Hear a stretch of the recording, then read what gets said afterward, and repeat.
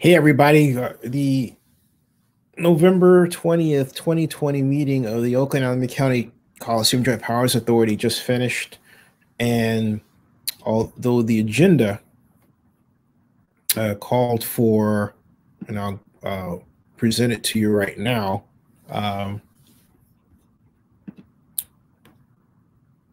discussion in a way that would imply some finality, regarding a decision, or at least appearance of that, was headed that way. It didn't happen. Let me present the agenda for you. But we did get news out of this. Well, the simple fact of the meeting happened is news. So forgive me for what I had just said. Hey, welcome. This is the agenda that was posted, and including the Zoom information over there, right? We'll do the call to order, the roll call, the approval of minutes, open forum. And open forum, I raised an issue that's related to the state of some negotiations that's related to this. See out where I've highlighted this down below? I don't know if you can see that or right. Well, let me see if I can go down where you can. I don't know that it shows up there. It doesn't. Hold on a second. Oh, I see what the issue is. Let me get this version and refer to that. Okay, now, if I click on this and go down below here, excuse me, and then highlight this like so. See that? Status of negotiations with Coliseum Way Partners.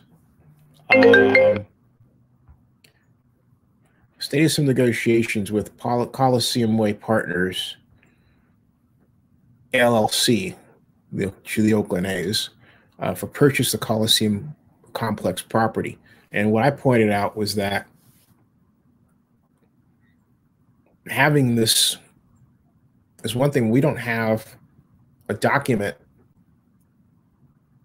that instructs our future, talks about our future. There's no plan, and there's no document that lays out governance for the organization. For example, if you hire an executive director, that executive director should be presented a book of basically how to do things and how the organization works and how it's run on a daily basis, a weekly basis, a monthly basis, and an annual basis. That document has never existed. And so we get into situations like what happened with Scott McKibben, where he was asked to be marketing consultant essentially and expected a marketing fee. And then in asking for one was made to look like a criminal, which he's not. And so now he feels like he's, given all this work and given the Coliseum JPA three of the best financial years it ever had, and helped to retain the Raiders through all that with shrewd negotiations and get as much out of them in terms of a rent increase he possibly could without pissing them off. And he did all that. And yet the board asked him to be marketing consultant, and he didn't know the ropes. He didn't know the rules. He had never heard of Section 1090. Well, a document would list all of that, but also a document on governance and scenarios would tell the JPA how to respond in the middle of the pandemic or some emergency, in terms of where you go, what do you do in terms of getting additional funds. Will the city and the county be there to help you? If not, where else do you go? All these questions are out there and without an answer. And it doesn't speak to the nature of how a good organization is ran. And that's on the JPA board. Encapsulated within that are such discussions as the purchase by the Oakland Athletics of the property. Okay, so now we're in a situation where the city of Oakland has looked at this and said, "Hey, by the way," it was actually Ignacio de la Fuente, who was former council member, who brought this up. for public. And he pointed out, he asked the question. He said, hey, look, if the A's skip town,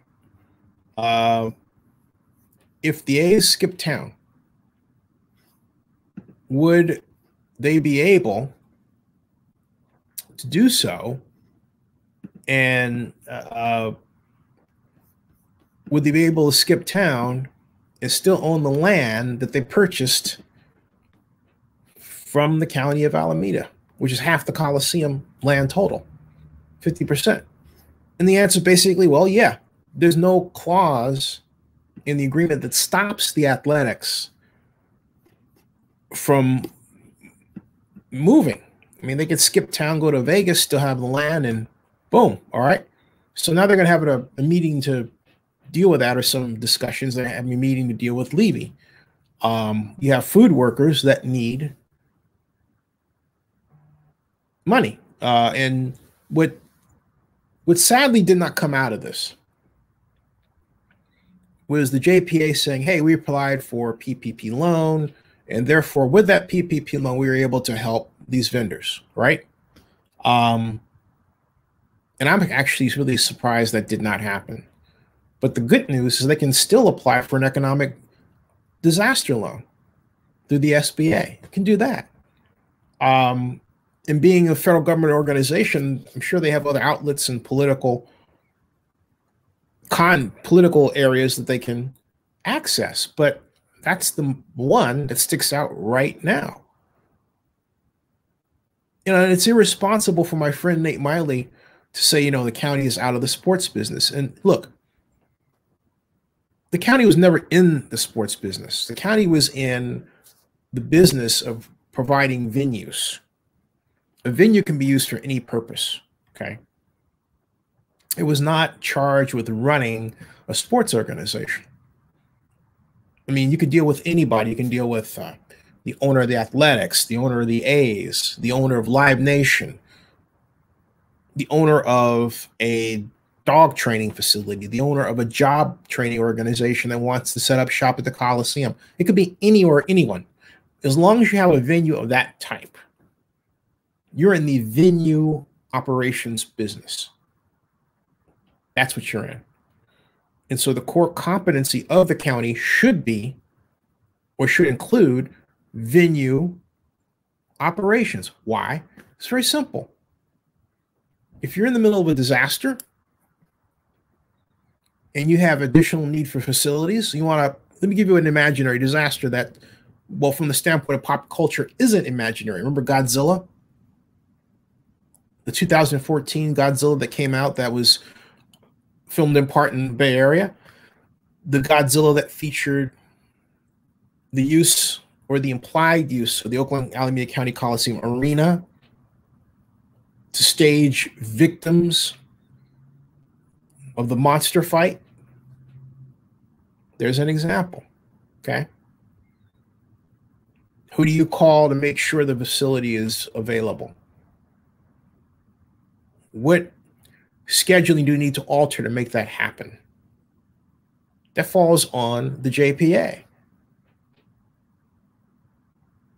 It should fall on the JPA within the county. It shouldn't be just the county directing and all of a sudden the JPA is kind of saying, we're like, hey, what happened? But that's the problem. You have the city on the one hand negotiating with the A's regarding land ownership, and with the Ray Bobbitt's group as another example regarding land ownership, and then with the A's, and the JPA is just sort of out there when it should be the JPA, okay? It should be the JPA. And now you have this situation with the Athletics. And it opens up a really interesting question, which I would throw to Dave Cavall if he's watching, or not. Just throw him in to him anyway. Hey, look, would you be willing to sign a supplemental agreement that says that the Athletics will stay in Oakland as a proviso for the maintenance of ownership of the property? In other words, hey, look, or when you leave, can you sell the property back to us? In other words, it reverts, ownership of the property reverts to the Coliseum JPA in the county. All right. That's what they're going to seek. Whether or not they'll get it, something else. But because the A's could simply say, and there's a reason for them to do that, to say, hey, you know what? You mean to tell me you're reneging on our deal? So we really don't have a deal? Well, they can't. Well, it's too late for you to do that because you signed it and that's it. They could do that. All right. They could do that. But the other question is it, for me, as I think about this more, is it actually in the A's best interest to even do that themselves? And I say that because if they retain ownership of the land, it would be for development purposes. It does set up okay. So I just answered my own question, because the A's could simply say, hey, look, we have this land. We're going to sell the property and use that money someplace else. That's the situation that's set up. That's the situation that's set up. Let me put myself on mute one moment, folks. I'll be right back, because I'm going to make a call and see if I can get a certain party to come on in here and discuss this. Maybe not, maybe so. One moment. I'm not shutting this down. I'm just putting myself on mute right now.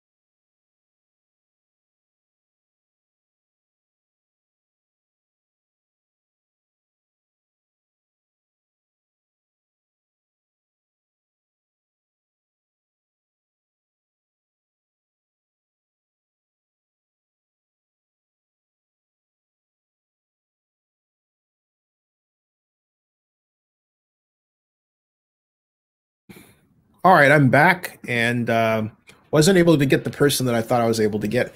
Alex Silva asked the question, why does every team want to leave Oakland? And Alec, I think the problems, well, Joe Lacob said it best to me, okay? And he basically said that he felt that Oakland had leadership challenge, okay? And that he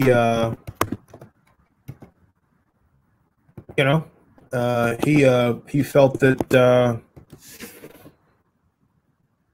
okay, he said it right here, and I'll play this interview for you, and I hope this really I hope this goes to answer your question, all right, regarding what Joe's thinking was at the time, and I still may very well be his thinking. Okay, it's right here. So, and keep in mind, this was 2012, May 3rd, 23rd, 2012. Folks, let me call you right back. I'm gonna put myself on.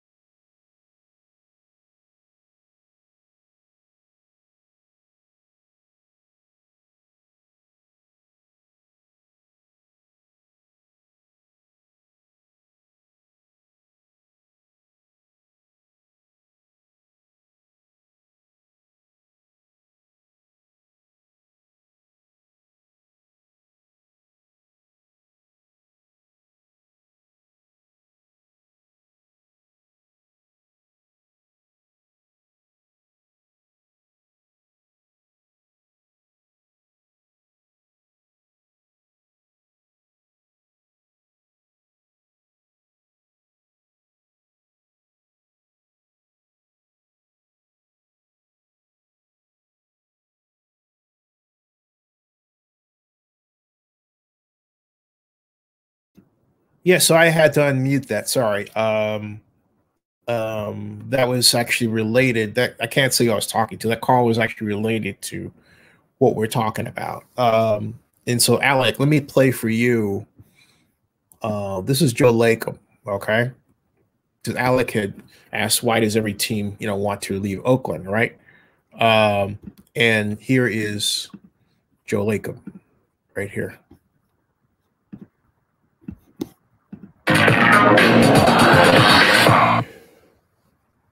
He really came after us pretty aggressively. I mean, we certainly were having conversations. Yeah, we were having conversations certainly with everybody, and we're looking into all options. But he really came after us aggressively, and his staff, some of the people, Jen Matz was very involved in this, and I have to give them a lot of credit for being great visionaries and being entrepreneurs. Hey, Joe, I have to ask, how much of this is criticism of the JPA Coliseum? As a guy who worked before the Coliseum, I mean, what really started this in the Oakland? There's no criticisms. Okay, I mean, clearly the previous ownership of the Warriors, not us, right, had issues that we all know in the courts with the JPA. When we came in, we did what we should do, which is settle all that. We wanted to have a clean slate, and we did that. Right. And we have a very good, I feel, a good working relationship with them. I do think it's not the easiest. It's a public venue. We don't have control of the venue. It's not the easiest thing to manage, and it's an old building, and there are a lot of problems.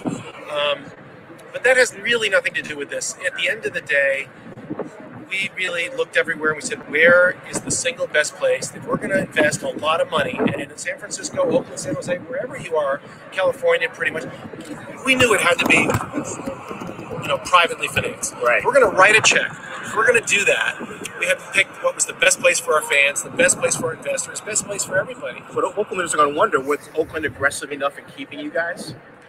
Well, I don't want to get in trouble with Mayor Kwan. Right. I think they're challenged because they have three teams that they're dealing with. And, in all fairness, I'm being empathetic here. Yeah, I understand. They have a difficult situation. And, it's not like they can go build 3 stadiums. That doesn't happen anymore in this day and age. So, and what about redevelopment? Because redevelopment's killed. Redevelopment monies went away. It's a difficult situation. Right. And I think that, they will be successful, I'm sure, at keeping at least one of those franchises, and they need to focus and work really hard to do that. We just felt for us, we're the first shoe to drop, I guess you could say. Right.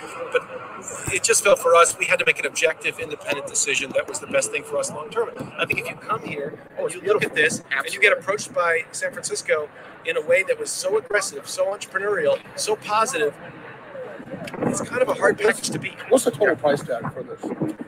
Well, we don't know the exact price tag yet, but it's certainly $600 million, maybe ballpark. Certainly $500 million or more. Yeah. Are you at all concerned with litigation from Oakland? I'm not going to comment on anything like that. Gotcha. How great is it to make this announcement as well as the D-League team is Yes, it is. And we're very excited about that. It sort of expands our footprint in the Bay Area. I think Santa Cruz is going to be an outstanding location for the D-League. Having someone who spent some time down there over the years, I think it really, really is going to be great for that community. And I know they're very excited down there to have it. And all our players and our coaching staff are excited because we'll be able to drive back and forth, either Oakland in the next 5 years and certainly later from San Francisco. It's just a great thing. We can develop those players and be in close proximity. What other cities you look at? For the arena in the Bay Area? Was just the Bay Area? Or? For the Warriors? You have to move out of Oakland. Which other cities? Well, we weren't looking to move out of Oakland. We certainly spent a lot of time thinking about Oakland and looking there, and we spent a lot of time in San Francisco. We considered San Jose, though did not pursue it aggressively, in all honesty. We just felt, that I didn't want to be disingenuous. We didn't want to be disingenuous and do something that really probably wasn't going to work for us. We felt that we looked at where the majority of our fan base comes from, and they're really evenly split between the East Bay and the West Bay. And we just felt that we needed a place that everyone could get to. There was great public transportation. Look, the bridge is right there. You can drive right over from the East Bay. You can take BART in from the East Bay. It's actually, you can get there quicker from some parts of the East Bay than you can to the Coliseum side. And there's the idea that there's not parking around here is not true. There's 16,000 spaces within a 20-minute walk. We've commissioned a study on that. There's all kinds of financial district and all the parking is walking distance. You can try it yourself. The Transbay Terminal is going to be in the same year we're opening this arena in 2017, and it's the largest transit hub in the Western United States. Muni, BART, the expansion over there, everything. It's all there. The ferry comes right to this site. You can't beat this site. Joe, was this? So you get the idea there. That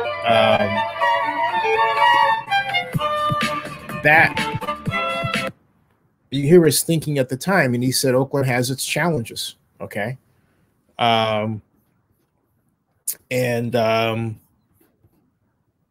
also to start that discussion, Lacob said something that is equally important. He was talking about, he didn't say a thing, but he was talking about how the late San Francisco Mayor Ed Lee and his staff aggressively pursued him to do a deal.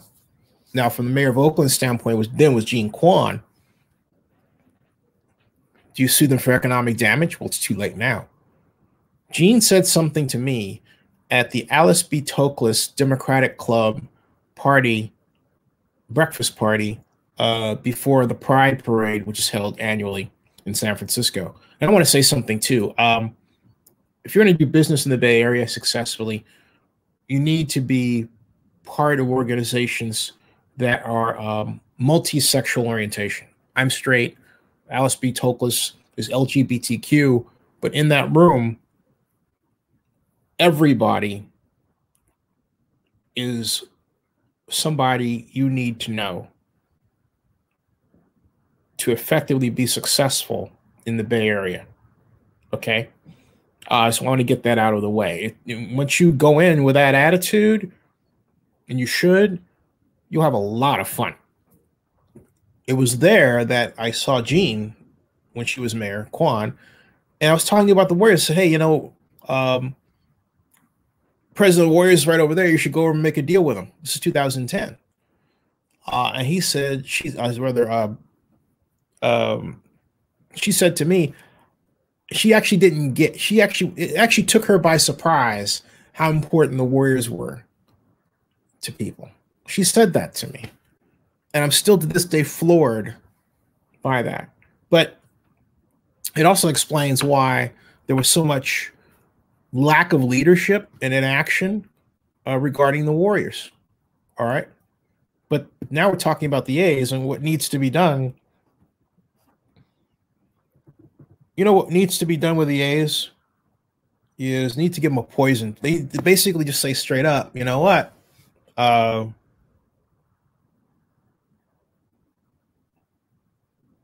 We need to ask the A's if they will sign an agreement to turn the land over back to us